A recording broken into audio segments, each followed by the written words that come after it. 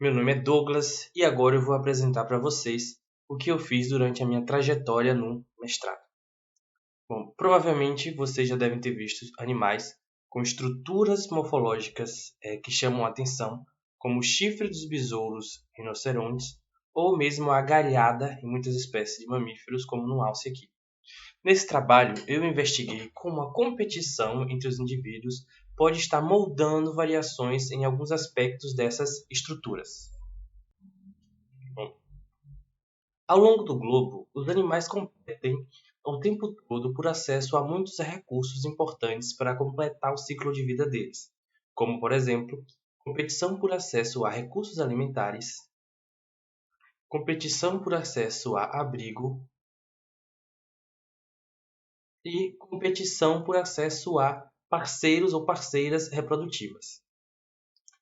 Em relação à competição por parceiros ou parceiras reprodutivas, geralmente são os machos que competem entre si por acesso às fêmeas. Em muitas espécies, os machos podem usar estruturas morfológicas especializadas para causar dano ou repelir os rivais. Agora eu vou mostrar para vocês 3 videozinhos que mostram 3 espécies diferentes usando estruturas diferentes nessas competições, então, por acesso às parceiras reprodutivas. Começando com o uso de mandíbula presente em muitas espécies de besouro.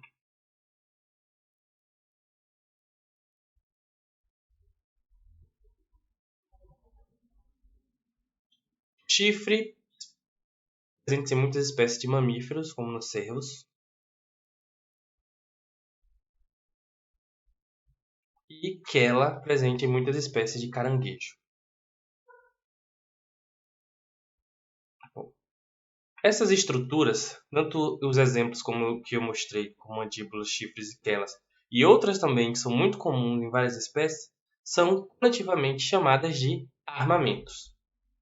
Bom, uma definição formal de armamento são estruturas morfológicas usadas para causar dano ou repelir rivais em competições por acesso a parceiras reprodutivas.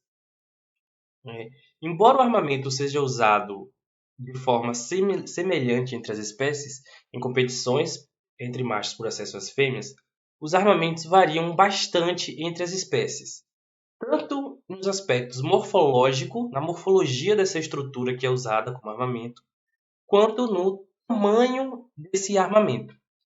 Em relação ao tamanho, nós podemos ressaltar aqui espécies de besouro rinoceronte, cujo armamento pode corresponder a mais de 50% do tamanho corpóreo do indivíduo, ou seja, metade do tamanho do indivíduo é de armamento. E na outra ponta, com armamento bem pequeno, podemos citar aqui as baratas sibilantes de Madagascar, cujo armamento é muito pequeno, quase imperceptível em relação ao tamanho do corpo dela. Vou dar um zoom aqui e ressaltar os armamentos aqui, com essas setinhas vermelhas, para a gente conseguir enxergar bem esses armamentos aqui. Embora essa diferença de investimento em tamanho de armamento bem evidente entre as espécies, os mecanismos para explicar essa variação de investimento em tamanho de armamento são poucos compreendidos. E entender quais são esses mecanismos, quais são as forças que moldam essa variação no investimento em tamanho de armamento, pode ser importante para conhecer a história evolutiva dos armamentos e de outras estruturas usadas em competições entre os machos. Então, a pergunta que eu quero responder com esse trabalho é por que o investimento em tamanho de armamento varia entre as espécies. Então, nós vamos dar uma olhada em processos e mecanismos que acontecem intraespecificamente nas espécies em que os machos usam armamento nessas competições por acesso às fêmeas. E depois nós vamos levantar hipóteses que possam explicar a nossa pergunta de por que o investimento em tamanho de armamento varia entre as espécies e tentar achar um jeito de avaliar nossas hipóteses. Então, dado que o armamento é usado intraespecificamente, vamos dar uma olhada no que acontece intraespecificamente. Bom, aqui, geralmente, os indivíduos com maiores investimentos em tamanho de armamento, eles vencem as interações agonísticas e, por consequência, eles conseguem acessar as parceiras reprodutivas muito mais do que os machos que perdem as interações agonísticas. E provavelmente são animais com menor investimento em tamanho de armamento. Por essa ótica, toda espécie toda espécie que tem um armamento, cujo armamento evoluiu, deveria ter então um grande investimento em tamanho de armamento, já que indivíduos com maiores investimentos conseguem vencer as interações agonísticas e conseguem acessar as fêmeas. Essa intensidade sobre seleção de armamento deveria então ser cada vez maior ao longo das gerações. No entanto, outro contraponto importante é que quanto maiores os investimentos em tamanho de armamento, maior se espera que sejam então os custos de se investir nessas estruturas. Custo como? Custo de produzir esse armamento, custo de fazer a manutenção desse armamento ao longo da vida, custo de deslocar esse armamento de um ponto para o outro e, por fim, o custo de sobrevivência. Imagina-se que deve sofrer influência de todos os outros custos, o custo de sobrevivência. Inclusive, muitos modelos teóricos apontam que o custo de sobrevivência é um dos principais custos que limita o investimento em tamanho de armamento.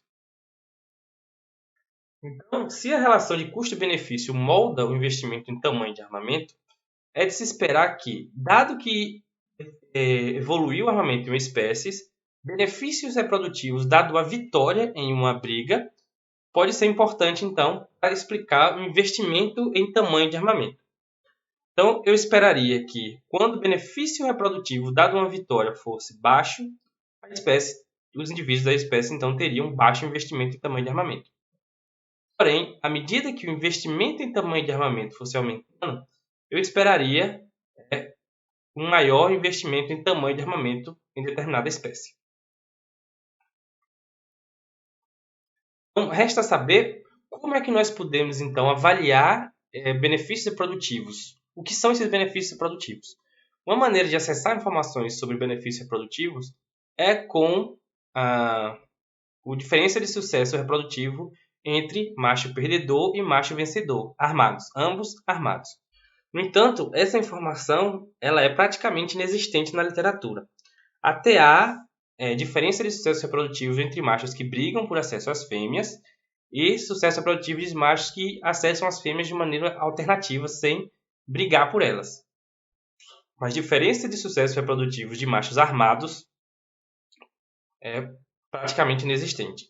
Outra forma de acessar benefício reprodutivo seria, então, com as características reprodutivas das espécies, que pudesse ajudar a prever quando o indivíduo vencesse, ele ia ter maior chance de acessar as fêmeas. E a vantagem de usar essas características reprodutivas é que, como elas são conhecidas para uma grande quantidade de espécies, então seria mais fácil de nós acharmos implicações sobre como o benefício reprodutivo pode afetar o investimento em tamanho de armamento. Mas como assim características reprodutivas pode ajudar a estimar quando o indivíduo vencedor vai ter bastante sucesso? Então vamos a um exemplo. Em espécie de elefante marinho, os machos eles brigam por acesso ao acesso direto às fêmeas que estão espacialmente agregadas aqui. Então a característica é as fêmeas eles brigarem por acesso direto às fêmeas que estão espacialmente agregadas ali. Isso faz com que o macho vencedor ele tenha acesso imediato e simultâneo a várias fêmeas sexualmente receptivas. Isso faz com que o sucesso reprodutivo dos machos vencedores seja muito maior do que o sucesso reprodutivo dos machos perdedores. E, de fato, para a maioria de espécies de elefante marinho, o sucesso reprodutivo dos machos que vencem ele é muito maior do que o sucesso reprodutivo dos machos que perdem. E essas características elas podem estar tanto presente na fase da reprodução pré-copulatória quanto na fase pós-copulatória.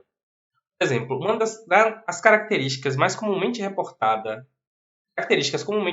nos artigos, como tipo de recurso disputado, se o macho briga por acesso à fêmea ou se o macho briga por acesso ao território, elas além de ser comumente reportadas, elas estão basicamente na fase pré-copulatória. Outra característica é a ocorrência de guarda de parceiras, em espécies em que os machos impedem ativamente outros machos de acessarem as fêmeas. Essa característica aqui, então, ela tem implicações tanto na fase pré quanto na fase pós-copulatória.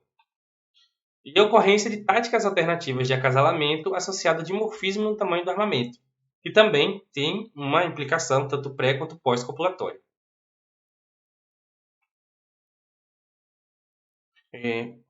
Essas três características provavelmente podem afetar o investimento em tamanho de armamento.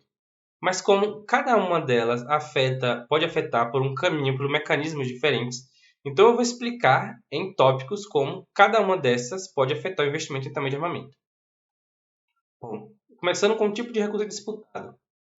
Em espécies em que os machos brigam por acesso direto às fêmeas, eu esperaria que os machos com maiores investimentos em tamanho de armamento vencessem as interações agonísticas e acessassem as fêmeas. Portanto, eu esperaria que os machos que vencessem tivessem uma alta certeza de cópula com a vitória. Já em relação a espécies em que os machos brigam por acesso ao território, eu também esperaria que machos com maior investimento em tamanho de armamento vencessem as interações agonísticas e ficassem na posse desse território. No entanto, em algumas espécies, na verdade, quando acontece a briga por acesso ao território, esses indivíduos não têm o acesso imediato à fêmea, ou seja, as fêmeas chegam nesse recurso temporalmente espaçadas. Em algumas espécies, inclusive, os machos podem passar vários dias, várias noites, defendendo o território sem que apareça alguma fêmea. Isso abre uma possibilidade, então, de que esse indivíduo perca a posse do território sem conseguir uma cópula ali. Seja porque apareceu um predador e expulsou esse indivíduo, ou de fato predou esse indivíduo, ou porque apareceu outro macho ali e conseguiu expulsar ele do território. Trazendo um exemplo agora com a espécie Semidenias crassidens, em que os machos brigam por acesso a cavidades nas árvores. E os machos que vencem, então, as interações agonísticas, eles podem acessar uma ou várias fêmeas, que estão espacialmente agregadas aqui.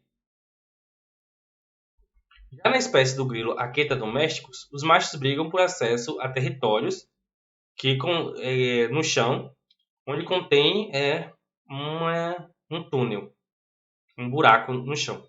E os machos que vencem, então, ficam na posse desses territórios.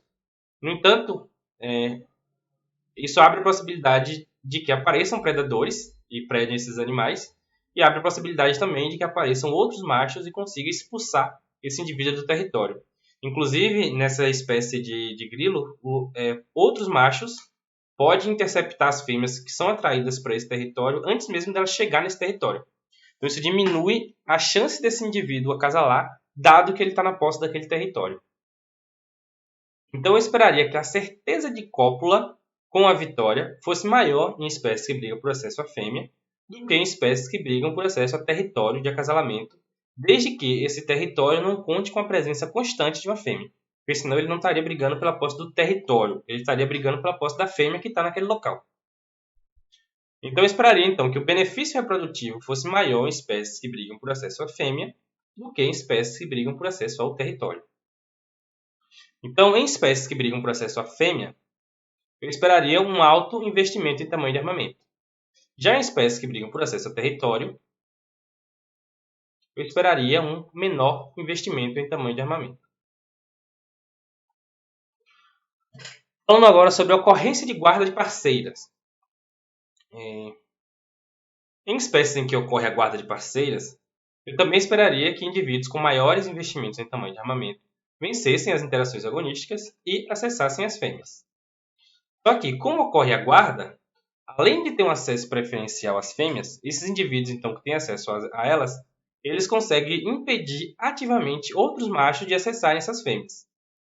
Isso faz com que a certeza de paternidade dada uma cópula, dado que ele acessou a fêmea, aumente.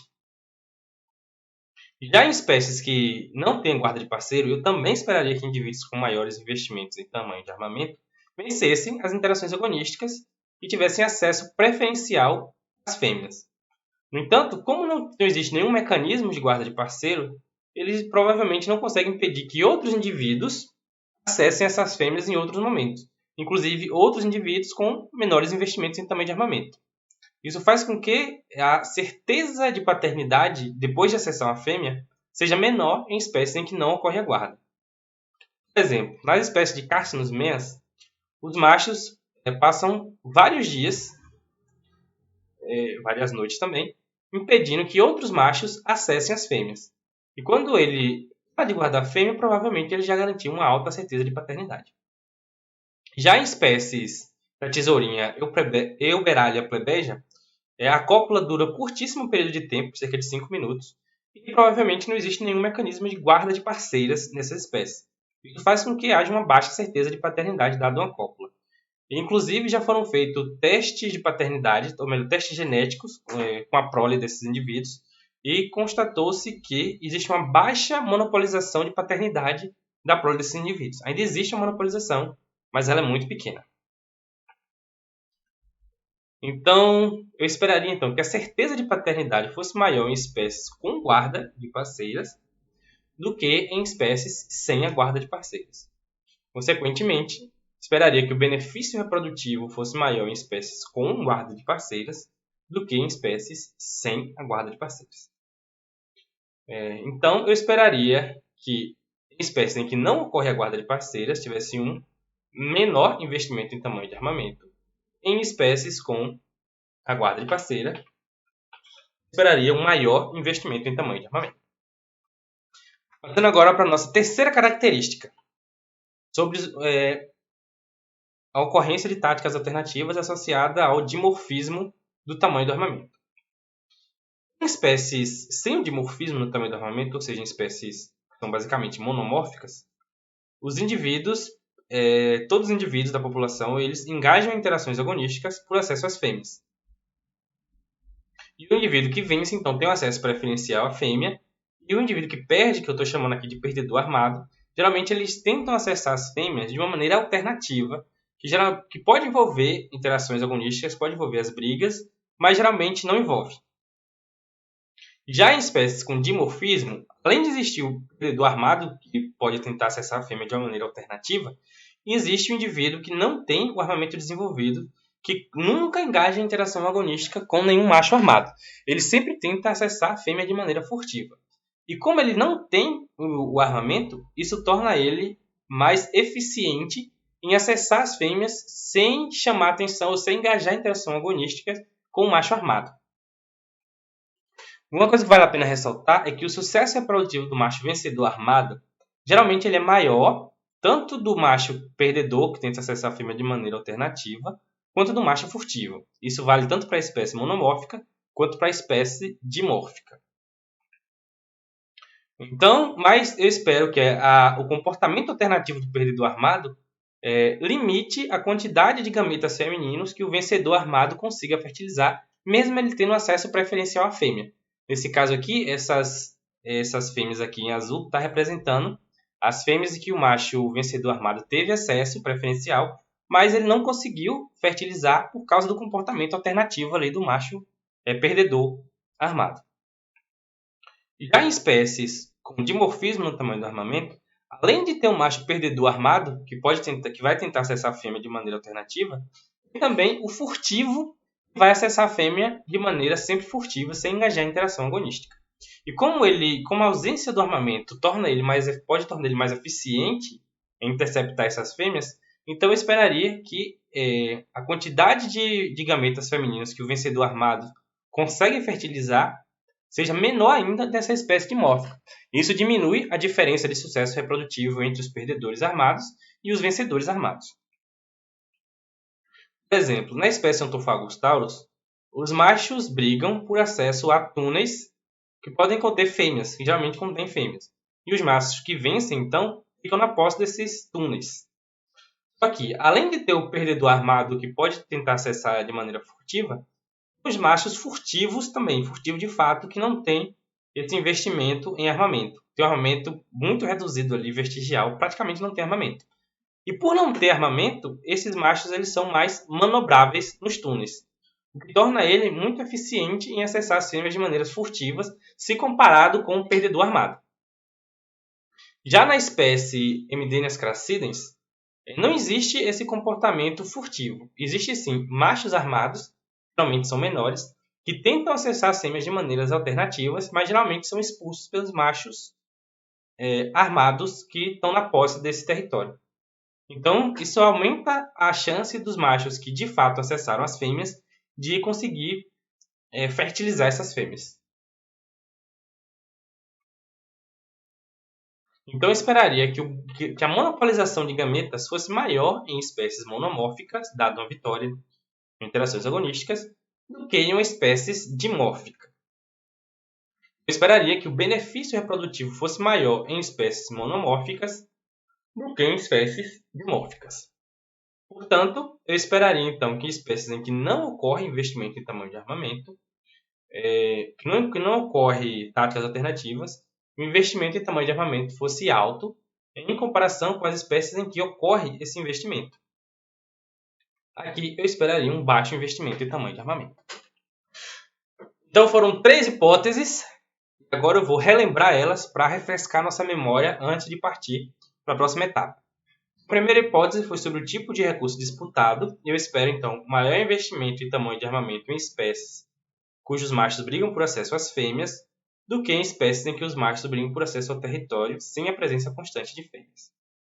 A segunda hipótese sobre a ocorrência de guarda de parceiros. E eu espero que em espécies em que não ocorre a guarda de parceiro, o investimento em tamanho de armamento seja menor do que em espécies em que ocorre a guarda de parceiro.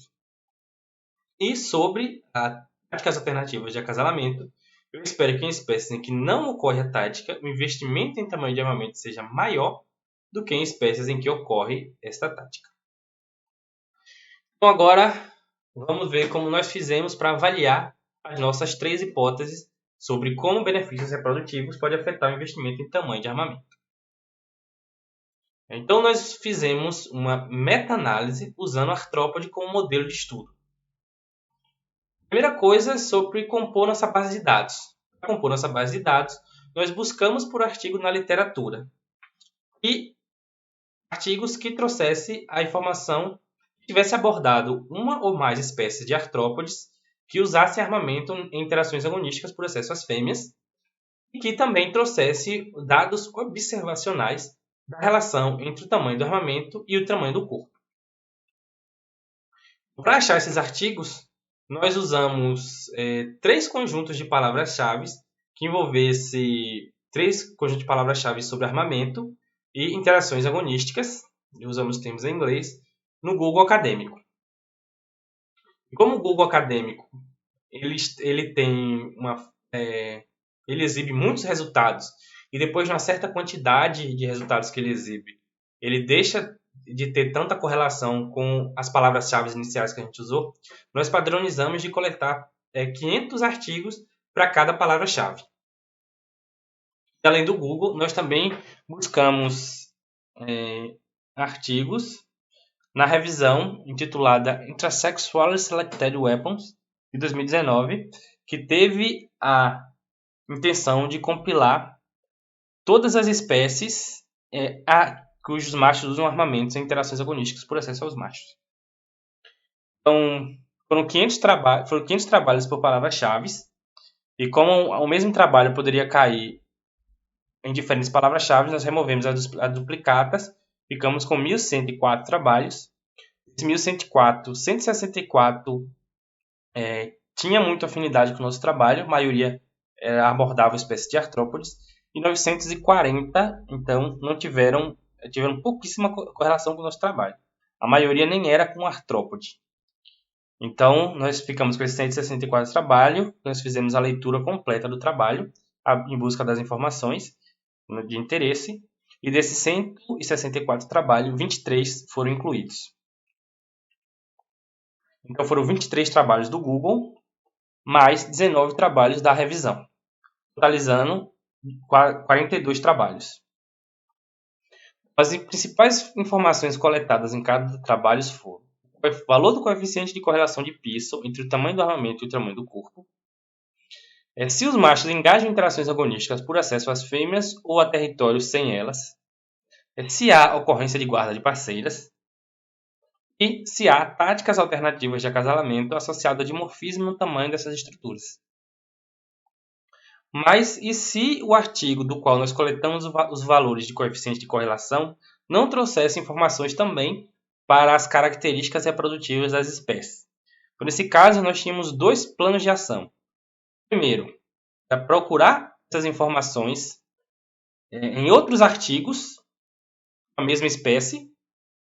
E segundo, se nós não acharmos, nós escrevíamos para os autores do artigo do qual nós coletamos o valor de coeficiente, solicitando essas informações. E aí nós transformamos os valores de coeficiente de Pearson em valores de Fisher-ZI. Esse valor de Fisher é uma normalização do valor de Pearson que permite uma melhor comparação entre trabalhos diferentes. Então, vamos embora ver os resultados. Os grupos para os quais nós mais encontramos informações foram Decápoda, Coleóptera e Ortóptera. Isso para as 3 características reprodutivas. Começando com o tipo de recurso disputado. Aqui no eixo X, nós temos o tipo de recurso. Se os machos brigam por acesso às fêmeas e as espécies em que os machos brigam por acesso ao território que não conta com a presença constante das fêmeas.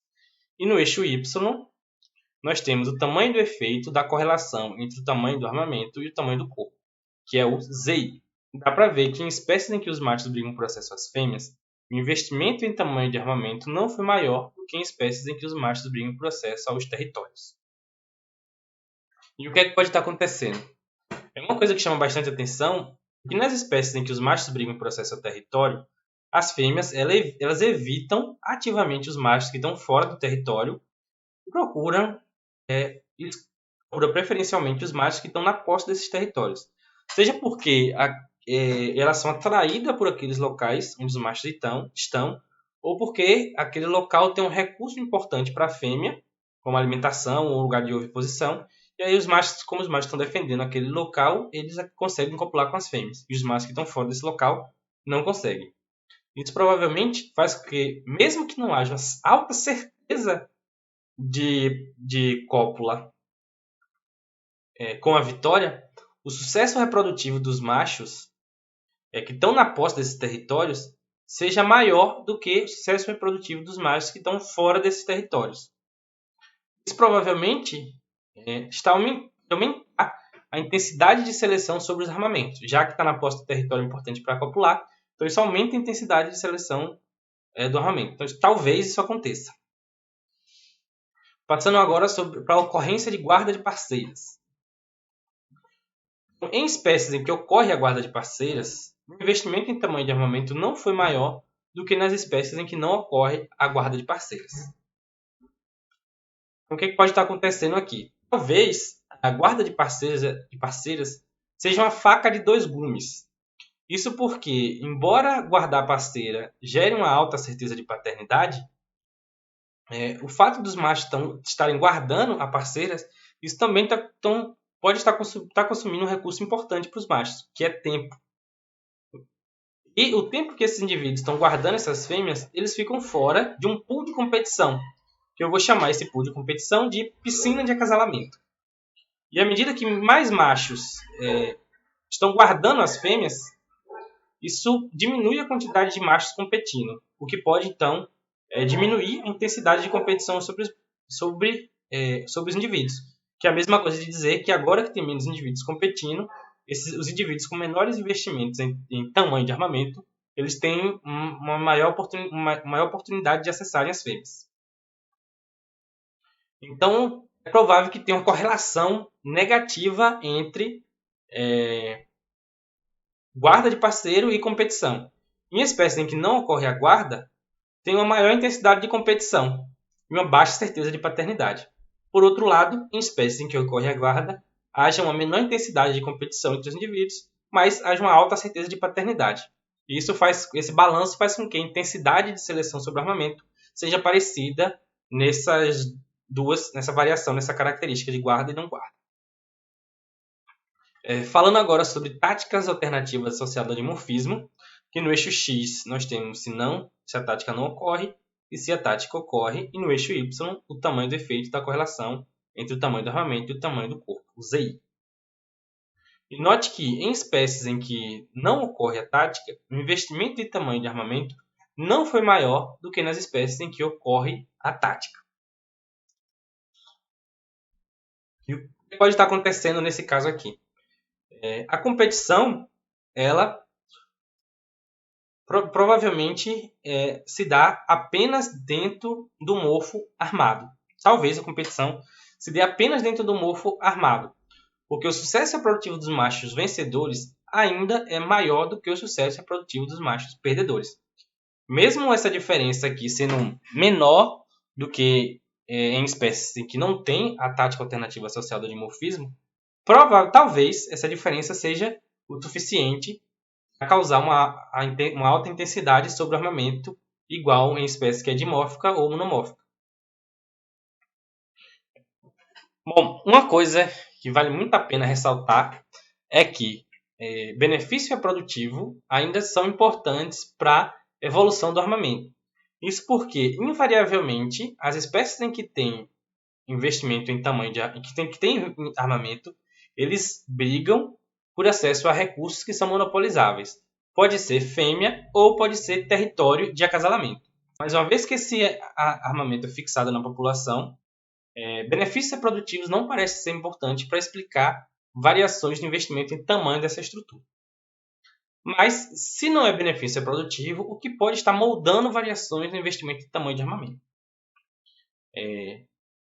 Somado ao tamanho do armamento, outros aspectos da arma também é importante para explicar quem vence as interações agonísticas.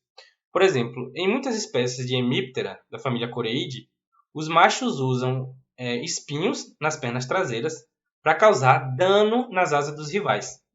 E nessas espécies, tanto o tamanho do fêmur quanto a morfologia da arma é importante para explicar a quantidade de dano causado no rival. Na espécie de Ontophagos taurus, a briga consiste basicamente em empurrar os indivíduos para fora da entrada do túnel. E nessas espécies, basicamente, o que mais importa é o tamanho do armamento e o tamanho do corpo para vencer as interações agonísticas. Então, talvez a forma como os indivíduos usam esses armamentos seja uma das principais forças que explicam variações no investimento em tamanho dessa estrutura. Então, em espécies cujo objetivo principal da briga é causar dano no rival, talvez o tamanho seja menos importante e por isso seja menos selecionado. Já em espécies cujo objetivo principal da briga é empurrar ou puxar o indivíduo, talvez o tamanho do armamento seja mais importante e por isso seja mais intensamente selecionado. Mensagens finais para levar para casa. Bom, primeiro, na verdade, é só relembrar que, intraespecificamente, animais com maior investimento em tamanho de armamento ainda vencem as interações agonísticas, ou seja, tamanho do armamento ainda é importante para explicar quem vence as interações agonísticas. Os indivíduos com maiores investimentos vencem e acesso às fêmeas. No entanto, aparentemente, benefícios reprodutivos associados à certeza de cópula, certeza de paternidade e monopolização das fêmeas não parecem ser importantes para moldar a variação no investimento em tamanho dessas estruturas. Talvez a forma como esses armamentos sejam usados nas interações agonísticas seja uma das principais forças que moldam então a variação no investimento e tamanho dessas estruturas. Em espécies cujo objetivo é causar dano, o tamanho é mais fortemente selecionado, é menos fortemente selecionado, e em espécies cujo objetivo principal é empurrar os rivais, tamanho seja mais fortemente selecionado. Passando para os agradecimentos, quero aproveitar para agradecer ao laboratório, a toda a equipe do LASEX que contribuiu bastante para a minha formação e para esse trabalho. Agradecer aos meus orientadores, Paulo Henrique e Reis Oliveira. Agradecer ao FMG, ao Programa de Ecologia, Conservação e Manejo da Vida Silvestre e às agências de fomento CAPES, PROECOS e CNPq por ter contribuído direto ou indiretamente para esse trabalho também.